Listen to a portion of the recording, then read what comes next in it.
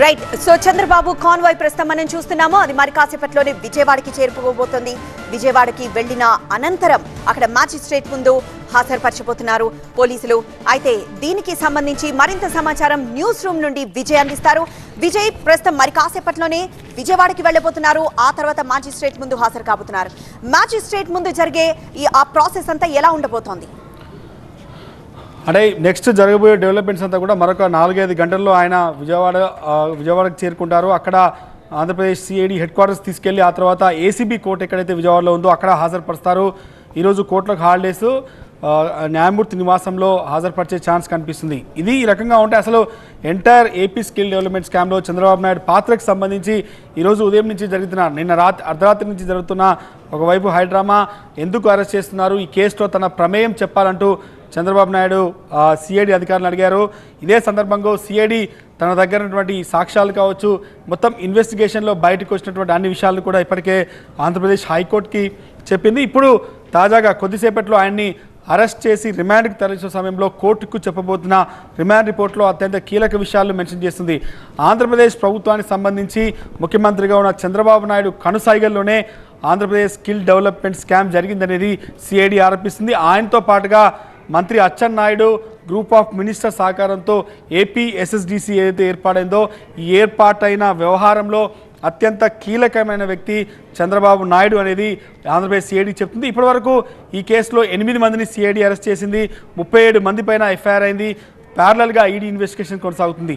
దీంట్లో ఇప్పుడు బయటికి రావాల్సినంత కూడా ఈ ఏపీ స్కిల్ డెవలప్మెంట్ స్కామ్కి సంబంధించిన దాంట్లో ఎండ్ బెనిఫిషియర్స్ ఎవరనేది ఇన్వెస్టిగేషన్ జరగాల్సి ఉంది. దాంట్లో భాగంగానే ఈరోజు చంద్రబాబు నాయుడిని అరెస్ట్ చేస్తున్నారు. చంద్రబాబు నాయుడిని ఎందుకు అరెస్ట్ చేస్తున్నారనేది చాలామంది టీడీపీ నేతలు ప్రశ్నిస్తున్నటువంటి సమయంలో ఆంధ్రప్రదేశ్ సిఐడి తమ దగ్గర కొన్ని ఆధారాలు పెట్టుకుంది. ఈ కేసు దాదాపుగా 2014లో ఆంధ్రప్రదేశ్ ముఖ్యమంత్రిగా చంద్రబాబు నాయుడు అధికారంలోకి వచ్చిన తర్వాత ఏపీ స్కిల్ డెవలప్మెంట్ కార్పొరేషన్ పేరిట ఏర్పాటైన ఏపీ ఎస్ఎస్డిసికి సంబంధించిన కంట్రోల్ పవర్ అంతా కూడా చంద్రబాబు నాయుడు చేతిలో ఉంది. 2014 జూన్లో అధికారంలోకి చేపట్టిన తర్వాత 2014 ఆగస్టులో మెదక్ జిల్లాకు సంబంధించినటువంటి ఇల్లందుల రమేష్ అనే వ్యక్తి సిమెంట్స్ కంపెనీ ఎండీగా చెప్పుకుంటున్నటువంటి ఒక వ్యక్తిని చంద్రబాబు నాయుడు తీసుకొచ్చి ఈ మొత్తం ఆంధ్రప్రదేశ్లో ఉన్నటువంటి యువతకి స్కిల్ డెవలప్మెంట్ పేరిట, నైపుణ్య శిక్షణ పేరిట ఒక ప్రాజెక్ట్ ఏర్పాటు చేసి దానికి సిమెంట్స్ ఎండీగా పనిచేస్తున్నటువంటి సుమన్ బోస్ని తీసుకొచ్చారు. దాంతోపాటుగా డిజైన్ టెక్ అయినటువంటి ముంబైకి సంబంధించినటువంటి ఎండీ వికాస్ కన్విక్ని ఆంధ్రప్రదేశ్ ముఖ్యమంత్రి చంద్రబాబు నాయుడు నివాసానికి తీసుకొచ్చి అక్కడ ఒక మీటింగ్ ఏర్పాటు చేశారు. 2014 ఆగస్టులో వీళ్ళు చంద్రబాబు నాయుడుకి ఒక పవర్ పాయింట్ ప్రజెంటేషన్ చేశారు. ఆంధ్రప్రదేశ్లో ఉన్న యువతకి స్కిల్ డెవలప్మెంట్ పేరిట ఒక ప్రాజెక్టు రూపకల్పన చేసి దానికి 3,356 కోట్ల ఖర్చు అవుతుంది.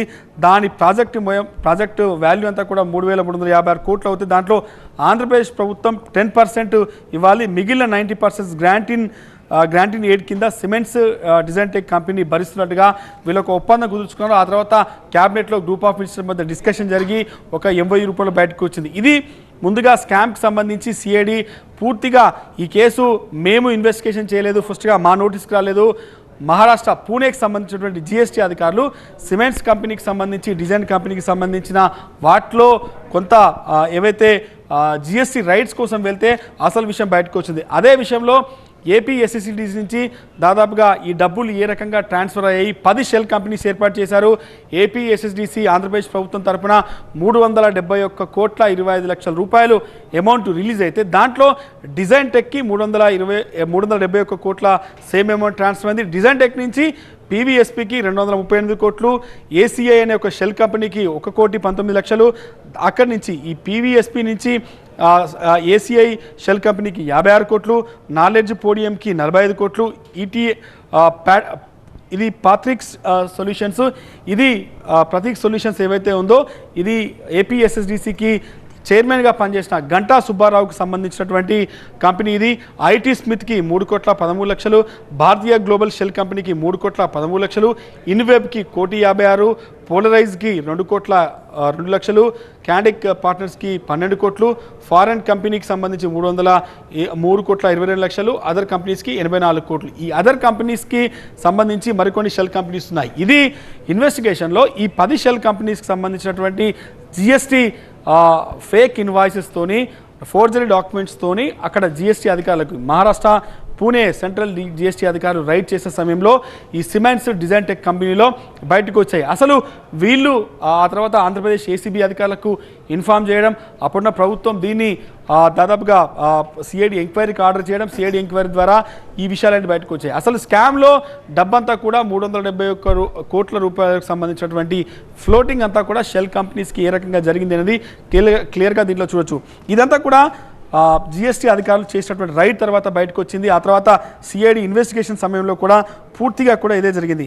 ఈ సిమెంట్స్ డిజైన్ టెక్ తయారు చేసిన ప్రాజెక్టు కాస్ట్ ఎస్టిమేషనే ఒకటి తీసుకున్నారు. ఆ తర్వాత జియోలో మరొకటి రిలీజ్ అయింది అనేది తెలిసింది. ప్రతి దశలో కూడా ఈ మొత్తం స్కామ్కి సంబంధించినటువంటి వ్యవహారం చూస్తే ప్రతి సందర్భంలో కూడా ఈ 5 దఫాలుగా డబ్బులు రిలీజ్ అయ్యాయి. వీటికి సంబంధించి 5 దఫాలుగా రిలీజ్ అయిన డబ్బులో కూడా అనేక అవకతవకలు జరిగాయన్నది చెప్పారు. రాష్ట్రంలో 6 క్లస్టర్స్ని ఏర్పాటు చేసి ఒక్కో క్లస్టర్లో ఒక్కొక్క centre of excellence 5 technical skill development institutions ఏర్పాటు చేస్తామని జీవోలో ఉంది. కానీ ఎక్కడ కూడా అట్లాంటి వ్యవహారం జరగలేదు. ఇప్పుడు అంతా కూడా ఈ డబ్బుల ఫ్లోటింగ్ చూసాం. అసలు దీంట్లో చంద్రబాబు నాయుడు పాత్రకు సంబంధించి పూర్తిగా, ఎందుకంటే రాష్ట్ర ముఖ్యమంత్రిగా మంత్రి అచ్చెన్నాయుడు ఇద్దరికి కూడా ఈ ఏదైతే ప్రజలకు సంబంధించిన డబ్బుని దుర్వినియోగం చేశారో, ఒక ప్రాజెక్టు పేరిట ప్రజలకు యువతకు ఉపయోగాల్సినటువంటి ఒక ప్రాజెక్టు పేరిట రిలీజ్ అయిన డబ్బుని వేరే షెల్ కంపెనీస్కి, ప్రైవేట్ కంపెనీస్కి, ఈ కంపెనీలో డైరెక్టర్గా ఉన్న వారికి ఏర్పాటు చేసుకున్నటువంటి కంపెనీలకు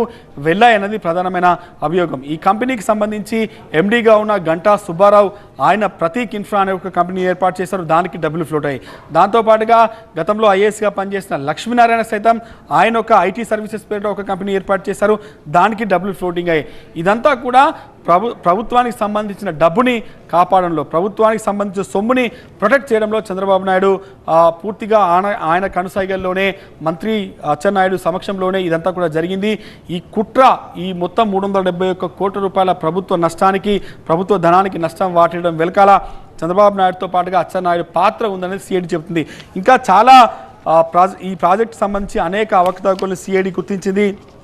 ఈ ప్రాజెక్టులో ప్రజల సొమ్ము ఏ రకంగా దుర్వినియోగమైంది, సిమెంట్స్కి సంబంధించినటువంటి కంపెనీ జర్మనీ కంపెనీ అయినా కూడా, గ్లోబల్ కంపెనీ అయినా కూడా లోకల్గా ఉన్నటువంటి ఎండి సుమన్ బోస్ అనే వ్యక్తి ఈ మొత్తం వ్యవహారాన్ని ఆపరేట్ చేశారు.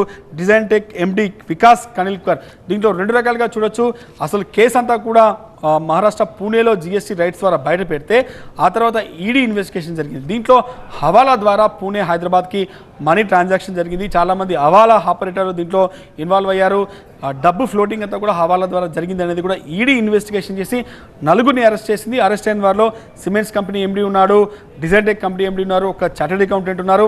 ఈ రకంగా కేసు అంతా కూడా పూణే జిఎస్టీ అధికారుల నుంచి ఆంధ్రప్రదేశ్కి రావడం, ఆంధ్రప్రదేశ్ ప్రభుత్వం, వైసీపీ ప్రభుత్వం సిఐడి ఎంక్వైరీకి ఆర్డర్ చేయడం, సిఐడి ఎంక్వైరీలో అనేక అవకతవకలు బయటకు వచ్చాయి. మొత్తం ఈ ఇన్వెస్టిగేషన్ ప్రాసెస్లో జరిగినటువంటి వ్యవహారంలో ఇప్పటికీ చాలామంది అరెస్ట్ అయ్యారు, చాలామంది కోర్టు నుంచి స్టే తెచ్చుకున్నారు. ఇప్పుడు చంద్రబాబు నాయుడుకి సంబంధించి రాష్ట్ర ముఖ్యమంత్రిగా ఈ మొత్తం అమౌంట్ అంతా కూడా కాపాడాల్సిన బాధ్యత ఆయన పైన ఉంది. ఆయన సూపర్ పవర్గానే ఈ ఏపీఎస్ఎస్డిసి అంతా నడిచింది, ఆయన కనుసైగల్లోనే ఈ వ్యవహారం అంతా నడిచింది. కాబట్టి ఎండ్ బెనిఫిషియర్ ఈ షెల్ కంపెనీస్కి వెళ్ళిన డబ్బు కావచ్చు, 371 కోట్లలో 271 కోట్లు కంప్లీట్గా షెల్ కంపెనీస్కి వెళ్ళాయి. సో ఈ 271 క్రోడ్స్ ఎండ్ బెనిఫిషియర్స్ ఎవరు అనేది ఇన్వెస్టిగేషన్లో బయటపడాలి కావచ్చు. అందుకోసమే చంద్రబాబు నాయుడిని ఈ కేసులో అరెస్ట్ చేశారని చెప్తున్నారు. ఆంధ్రప్రదేశ్ రాష్ట్ర ముఖ్యమంత్రిగా క్యాబినెట్ తీసుకున్న డెసిషన్ కావచ్చు, గ్రూప్ ఆఫ్ మినిస్టర్స్ తీసుకున్నటువంటి ఆ డెసిషన్కి సంబంధించి పూర్తి బాధ్యత కూడా చంద్రబాబు నాయుడుకు ఉంటుంది.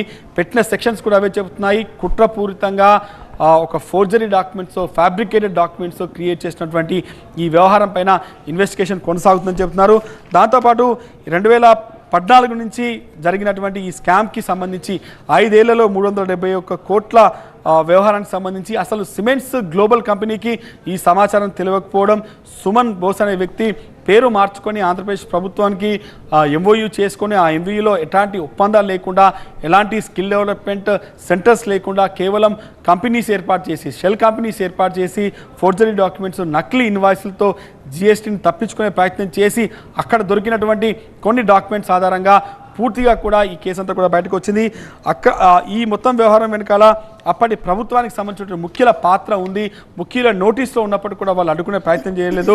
రాష్ట్ర ప్రభుత్వానికి సంబంధించినటువంటి ధనాన్ని కాపాడడంలో రాష్ట్ర ముఖ్యమంత్రిగా చంద్రబాబు నాయుడు విఫలమయ్యారు. ఆయన నోటీస్లోనే ఇదంతా కూడా జరిగిందనే అలిగేషన్స్ కింద ఇప్పుడు అరెస్ట్ అయ్యింది. దాదాపుగా స్కిల్ డెవలప్మెంట్కి సంబంధించినటువంటి దాంట్లో ఇంకా కొన్ని విషయాలు అయితే పబ్లిక్ రిప్రజెంటేటివ్ల పాత్రకు సంబంధించి ఇప్పటికే చెప్పారు. పెట్టిన సెక్షన్స్ 120B అది ఇప్పటికే కుట్ర 120B 166 167 418 420 చీటింగ్ 465 క్రిమినల్ కాన్స్పిరసీ 468 471 దాదాపు 17 సెక్షన్ల కింద చంద్రబాబు నాయుడు పైన కేసు రిజిస్టర్ అయింది. ఈరోజు మరికొద్ది సేపట్లోనే విజయవాడకు చేరుకున్న తర్వాత ఆంధ్రప్రదేశ్ సిఐడి కార్యాలయానికి తరలించి మధ్యాహ్నం తర్వాత విజయవాడలో ఉన్న ఏసీబీ కోర్టుకి తరలిస్తారు. ఏసీబీ జడ్జి న్యాయమూర్తి ఎవరైతే ఉన్నారో ఆయన నివాసానికి తరలించి ఆయన నివాసంలో చంద్రబాబు నాయుడిని ప్రొడ్యూస్ చేసిన తర్వాత రిమాండ్కి సంబంధించిన దానిపైన అబ్జెక్షన్ చేస్తూ ఆంధ్రప్రదేశ్ ఏదైతే ఏపీ టీడీపీకి సంబంధించిన లీగల్ సెల్ అవుతుందో వాళ్ళు కూడా రిమాండ్ రిజెక్ట్ కోరబోతున్నారు. ఆయన పాత్ర ఎంతవరకు ఉంది, ఈ కేసులో సిఐడి చూపెట్టబోయే సాక్ష్యాలేంటి, ఇప్పటివరకు కేవలం ఒప్పందాలు ఆయన నోటీస్లో జరిగింది. సిమెంట్స్ కంపెనీ డిజైన్టెక్ మధ్య జరిగినటువంటి ఏవైతే ట్రాన్సాక్షన్స్ సిమెంట్స్ కంపెనీ నుంచి షెల్ కంపెనీస్కి వెళ్ళినటువంటి తీరు ఇవంతా కూడా ఎండ్ బెనిఫిషియర్స్ అంతా బయటికి రావాలంటే ఇన్వెస్టిగేషన్ జరగాల్సి ఉంది. కాబట్టి చంద్రబాబు నాయుడిని సిఐడి కస్టడీ కోరుతుందా, రిమాండ్ విధించడంతో పాటుగా మళ్ళీ తిరిగి తమ కస్టడీకి ఇవ్వాలని కోరుతుందా? ఎందుకంటే ఒక రాష్ట్ర ముఖ్యమంత్రిగా పనిచేసిన వ్యక్తి హై ప్రొఫైల్ పొలిటికల్గా హై ప్రొఫైల్ కలిగిన వ్యక్తి కాబట్టి రిమాండ్ విషయంలో అటు ఏపీ ఇప్పుడు కనుక రిమాండ్ లేకపోతే కస్టడీ కోరుతున్న నేపథ్యంలో అంటే ఒకప్పటి ఉమ్మడి ఏపీ కావచ్చు లేకపోతే విభజన తర్వాత ఏపీలో కూడా ఆయన ఒకప్పుడు సీఎంగా ఉన్నారు. ఆ స్థాయిలో వ్యక్తిని ఈరోజు రిమాండ్ లేకపోతే కస్టడీకి తీసుకెళ్లే ఛాన్స్ ఉంది అంటే ఇప్పుడు కేసు ఏ స్టేజ్లో ఉన్నట్లు, లేకపోతే ఎండ్ బెనిఫిషియర్ ఎవరైతే ఉన్నారో అది ఎండ్కి వచ్చేసింది కాబట్టే ఈరోజు ఆయన్ని పిలిచి ఈరోజు కస్టడీకి తీసుకుంటున్నారు లేకపోతే రిమాండ్కి తీసుకునే అవకాశం కనిపిస్తోంది. అంటే కేసు స్టేజ్ ఏంటంటారు? అంటే ఇప్పుడున్నటువంటి సిచ్యువేషన్లో 2021లో ఎఫ్ఐఆర్ అయితే ఇప్పటివరకు చాలామంది అరెస్ట్ చేసింది. కొంతమంది బెయిల్ పైన బయటకు వచ్చారు, కొంతమంది కోర్టు స్టేతో ఈ కేసు ఇన్వెస్టిగేషన్ తప్పించుకున్నారు, కొంతమంది ఈ కేసుకు సంబంధించి కోర్టు ఆదేశాల మేరకు ఇన్వెస్టిగేషన్ అటెండ్ అవుతున్నారు. ఇప్పటివరకు ఛార్జ్షీట్ కూడా ఈ కేసుకు సంబంధించి ఒకటి ఫైల్ అయింది. కాబట్టి ఇప్పుడున్నటువంటి సిచ్యువేషన్లో చంద్రబాబు నాయుడు రోల్కి సంబంధించి ఎండ్ బెనిఫిషియర్ పాత్ర తేలాలని చెప్తున్నారు. ఈ ఫ్లోట్ అయినటువంటి 271 crores ఏవైతే ఉన్నాయో అవి ఎండ్ బెనిఫిషియరీ ఎవరు, అది రాష్ట్ర ప్రభుత్వానికి సంబంధించినటువంటి ఏ వ్యక్తులకు చెందింది? ఎందుకంటే దీంట్లో సిఐడి చెప్తున్న దాని ప్రకారంగా చంద్రబాబు నాయుడు దగ్గర గతంలో పనిచేసినటువంటి లక్ష్మీనారాయణ ఒక ఐఏఎస్ ఆఫీసర్ ఆయనని దీంట్లో డైరెక్టర్గా పెడితే ఆయన ఒక కంపెనీ క్రియేట్ చేసి ఆయన కంపెనీ కూడా డబ్బులు ఫ్లోట్ అయ్యాయి. దాంతోపాటుగా గంటా సుబ్బారావు ఈ ప్రాజెక్టుకి ఎండీగా వివరించిన వ్యక్తి, ఆయన ఒక కంపెనీ క్రియేట్ చేశారు ప్రతీక్ సొల్యూషన్స్ పేరిట, ఆయన కంపెనీకి కూడా డబ్బులు ఫ్లోట్ అయ్యాయి. సో ఈ షెల్ కంపెనీస్ ఏవైతే ఉన్నాయో చాలా వరకు రాష్ట్ర ప్రభుత్వానికి సంబంధించి ఏపీఎస్ఎస్డిసి ఏదైతే ఏర్పాటు చేసిందో దాంట్లో సభ్యులుగా ఉన్న వ్యక్తులకే ఈ డబ్బులు ఫ్లోట్ అయ్యాయి. కాబట్టి ఈ మొత్తం వ్యవహారాన్ని ఏపీసీఐడి ఎండ్ బెనిఫిషియర్గా ఎవరు చూపెట్టబోతుంది? చంద్రబాబు నాయుడిని కేవలం ఏదైతే రాష్ట్ర ప్రభుత్వ ధనాన్ని పబ్లిక్ సొమ్ముని కాపాడలేదు, ఆయన అచ్చెన్నాయుడుతో కలిసి కుట్రపూరితంగా ఒక జీవో రిలీజ్ చేయడానికి ఉపయోగపడ్డారు, ఈ అలిగేషన్స్ చేస్తుందా లేదంటే ఎండ్ బెనిఫిషియర్గా చంద్రబాబు నాయుడిని చూపెడుతుందా అన్నది ఒకటి తేలాల్సి ఉంది. ఇది ఇప్పుడే చెప్పలేం. రిమాండ్ రిపోర్ట్లో ఏం చెప్తారు, చంద్రబాబు నాయుడు అరెస్ట్కి దారితీసే అంశాలు ఇవన్నీ కూడా కేసుకు సంబంధించి ఇప్పటివరకు మనం ఎక్స్ప్లెయిన్ చేసింది సైమెంట్స్ కావచ్చు, డిజైన్టెక్ కావచ్చు, మిగతా సిమెంట్స్కి సంబంధించినటువంటి అగ్రిమెంట్ ఇవన్నీ కూడా కేవలం ఇన్వెస్టిగేషన్లో సిఐడి కోర్టుకు చెప్పిన విషయాలు. కానీ చంద్రబాబు నాయుడిని అరెస్ట్ చేయడానికి దారితీసిన పరిస్థితులు, చంద్రబాబు నాయుడుకి సంబంధించి ఏం ఎవిడెన్స్ సిఐడి చూపెట్టబోతుందంటే రాష్ట్ర ముఖ్యమంత్రిగా ఎంఓయూ జరిగిన సమయంలో అచ్చెన్నాయుడుతో కలిసి ఆయన తీసుకున్న డెసిషన్ కావచ్చు, గ్రూప్ ఆఫ్ మినిస్టర్ సహకారంతో ఆయన ఈ జీవోను రిలీజ్ చేయడానికి చేసిన ప్రెజర్ కావచ్చు, ఇవన్నిటిని కూడా రిమాండ్ రిపోర్ట్లో ఒకవేళ సిఐడి మెన్షన్ చేస్తే వాటిని TDP legal cell Chandrababu Naidu న్యాయవాదులు ఏ రకంగా వాదిస్తారు, వాళ్ళ దగ్గర వాదనింది. కేసు ఆల్రెడీ 2021లో కేసు నమోదైతే దాదాపు 3 సంవత్సరాలుగా ఇన్వెస్టిగేషన్ జరిగింది, చాలామంది అరెస్ట్ అయ్యారు, బెయిల్ పొందారు. ఈ కేసులో ఛార్జ్షీట్ ఆల్రెడీ కూడా ఫైల్ అయిపోయింది. విజయ్, ఒక చిన్న క్లారిటీ, అంటే ఇప్పుడు నిజంగానే ఇప్పుడు 371 కోట్లు అంటే 10% వాటా ఇవ్వాల్సిన ప్రభుత్వం ముందిచ్చేసిందా? 90% ఇవ్వాల్సిన సిమెంట్స్ అసలు ఏమీ ఇవ్వలేదా? ఆ లెక్కన 100% ప్రభుత్వమే పొందినట్టు కదా. అసలు వీళ్ళకి ఆ సమయంలో అంత డబ్బు అనేది ఎక్కడి నుంచి? అంటే ఈ ఒప్పందమే 90% వాళ్ళు ఇస్తారు, 10% రాష్ట్ర ప్రభుత్వం తరఫున ఇస్తారు. ఆ రాష్ట్ర ప్రభుత్వం తరఫున ఇచ్చే అమౌంట్ రిలీజ్ అయిపోయింది. రిలీజ్ అయిన 371 కోట్లలో ఏపీఎస్ఎస్డిసి అనేది ఒకటి ఏర్పాటు చేసింది అప్పుడున్నటువంటి ఆంధ్రప్రదేశ్ రాష్ట్ర ప్రభుత్వం. దీన్ని Andhra Pradesh state skill development corporation APSSDC పేరిట రాష్ట్ర ప్రభుత్వం 10%ని రిలీజ్ చేసింది. దాంట్లో డైరెక్ట్గా ఏపీఎస్ఎస్డిసి డిజైన్టెక్కి ట్రాన్స్ఫర్ చేసింది. డిజైన్ టెక్ నుంచి టీవీఎస్పీ అనేటువంటి ఒక ఏదైతే సిమెంట్స్ కంపెనీకి సంబంధించిందో దాంట్లో 238 crores ట్రాన్స్ఫర్ అయింది.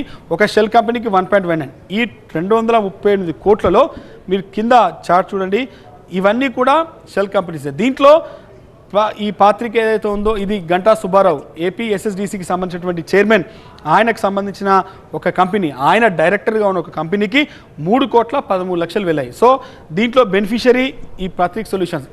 దాంతోపాటు ఈ అదర్ కంపెనీస్లో దాదాపుగా 84 crores వెళ్ళాయి. సో ఇవన్నీ కూడా షెల్ కంపెనీసు, డిఫరెంట్ వ్యక్తులు ఈ ఏపీఎస్ఎస్డిసిలో భాగస్వామ్యులుగా ఉన్నటువంటి వ్యక్తులే దీంట్లో ఇన్వాల్వ్ అయ్యారు. కాబట్టి ఇది ఎండ్ బెనిఫిషియర్ ఎవరికి వెళ్ళింది, ఇది డైరెక్ట్ మనీ రూట్ అంతా కూడా షెల్ కంపెనీసు హవాలా ద్వారంలో జరిగిందని చెప్తున్నారు. కాబట్టి ఈడీ ఇంట్రాగేషన్ కూడా జరుగుతుంది.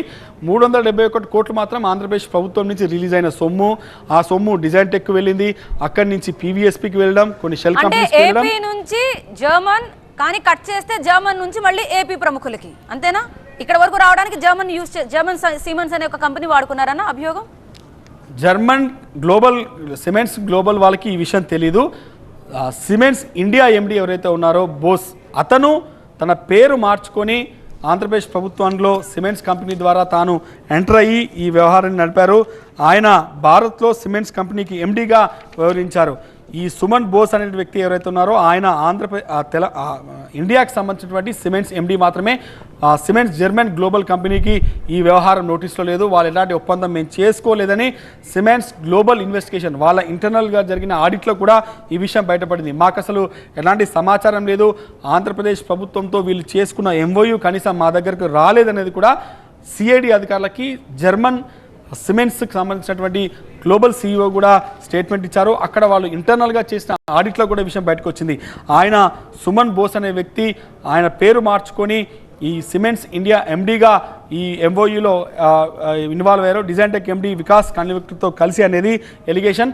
అక్కడ ఉన్నటువంటి జర్మన్ గ్లోబల్ సిమెంట్స్కి సంబంధించి కూడా ఈ వ్యవహారం సంబంధం లేదు అనేది సిఐడి తేల్చింది. కేవలం ఇండియాలో ముంబై బేస్డ్గా ఉన్నటువంటి ఇండియా ఎండీగా ఉన్నటువంటి ఆయన తన సొంత ఇంట్రెస్ట్తో ఇది ఒక మెదక్ జిల్లాకు సంబంధించినటువంటి ఇల్లందుల రమేష్ అనే వ్యక్తి ఎవరైతే ఉన్నారో ఆయన ఈ వ్యవహారాన్ని మొత్తం కూడా నడిపి చంద్రబాబు నాయుడుతో అప్పటినాడు గవర్నమెంట్తో మీడియేట్ చేపించి ఈ వ్యవహారం నడిపించడానికి సిఐడి అలిగేషన్. కానీ ఇప్పటివరకు ఈ ఎవిడెన్సెస్ అన్ని కూడా కోర్టు ఏ రకంగా యాక్సెప్ట్ చేస్తుంది చంద్రబాబు నాయుడు రోల్కి సంబంధించి, ఎందుకంటే బెనిఫిషరీలో కావచ్చు, ఎఫ్ఐఆర్లో కావచ్చు, ఇప్పటివరకు నమోదైన ఎఫ్ఐఆర్లో చంద్రబాబు నాయుడు పేరు లేదు, అండ్ అదర్స్లో మాత్రమే చంద్రబాబు నాయుడు పేరు ఉంది. సో ఈ మొత్తం వ్యవహారంలో రిమాండ్ విధించే సమయంలో సిఐడి చేసే ఆర్గ్యుమెంట్, సిఐడి రిమాండ్ రిపోర్ట్ ఏదైతే ఉందో అది చాలా కీలకం. అది ఎంత బలంగా ఉంది, చంద్రబాబు నాయుడు ఎవిడెన్స్ సంబంధించి ఏ అంశాలను వాళ్ళు చూపెట్టారు, చంద్రబాబు నాయుడు రోల్కి సంబంధించి ఓన్లీ ముఖ్యమంత్రి హోదాలో జీవో రిలీజ్ చేయడం, ఆ డబ్బులు రిలీజ్ చేయడం వెనకాల ఒక ఫోర్స్ కావచ్చు, ప్రెజర్ కావచ్చు, జీవో రిలీజ్ చేయడం, ఈ అంశాలను మాత్రమే సిఐడి మెన్షన్ చేస్తుందా, లేదు ఎండ్ బెనిఫిషరీ చంద్రబాబు నాయుడు ఆయనకు సంబంధించిన మనుషులు ఎవరైనా ఐడెంటిఫై అయ్యారా, ఫైనల్ ఇన్వెస్టిగేషన్లో ఇంకా ఏ అంశాలు బయటకు వస్తాయి, ఇంకా ఫైనల్గా చంద్రబాబు నాయుడే ఎండ్ బెనిఫిషియర్ అనేది ఇంకా క్లారిటీ రావాల్సి ఉంది. కాబట్టి రిమాండ్ రిపోర్ట్ సిఐడి ఏదైతే సమర్పించబోతుందో అది ఈరోజు అత్యంత కీలకం. చంద్రబాబు నాయుడు జైలుకు వెళ్తారా లేదా అన్న దానిపైన చూడాల్సి ఉంది. ఒకవేళ కోర్టు రిమాండ్ విధిస్తే ఏ అంశాల కింద, దేని మీద రిమాండ్ విధిస్తుంది, ఏపీసీఐడి చేస్తున్న ఆరోపణలు కావచ్చు, అభియోగాలకు సరైన సాక్ష్యాలను రిమాండ్ రిపోర్ట్లో మెన్షన్ చేస్తారా లేదా అనేది చూడాల్సి ఉంది. ఇక్కడ చూపెడుతున్నటువంటి చార్ట్ కావచ్చు, ఇప్పటివరకు సిఐడి చేసిన ఇన్వెస్టిగేషన్లో వచ్చినటువంటి అంశాలు కావచ్చు, సిఐడి తన విచారణలో బయటపెట్టినటువంటి ఏవైతే ఎవిడెన్సెస్ ఉన్నాయో వాటిని రిమాండ్ రిపోర్ట్లో ఏ అంశాల రూపంలో మెన్షన్ చేస్తుంది, ఆంధ్రప్రదేశ్ ముఖ్యమంత్రిగా ఆయన చేసినటువంటి జీవో బయటికి రావడం కావచ్చు, జీవో విడుదల వెనకాల ఆయన ప్రెజర్, ఇవి మాత్రమే చూపెడతారా లేకుంటే ఎండ్ బెనిఫిషరీ కింద చంద్రబాబు నాయుడు చూపెడతారా అనేది మాత్రం కొద్దిసేపట్లో ఈరోజు విజయవాడలో కోర్టులో ప్రొడ్యూస్ చేస్తున్న సమయంలో రిమాండ్ రిపోర్ట్ బయటకు వస్తేనే చంద్రబాబు నాయుడు పైన ఏపీసీఐడి స్పెసిఫిక్ అలిగేషన్స్ ఏందనేది ఒక క్లారిటీ వచ్చే అవకాశం ఉంది. ఎస్ విజయ్.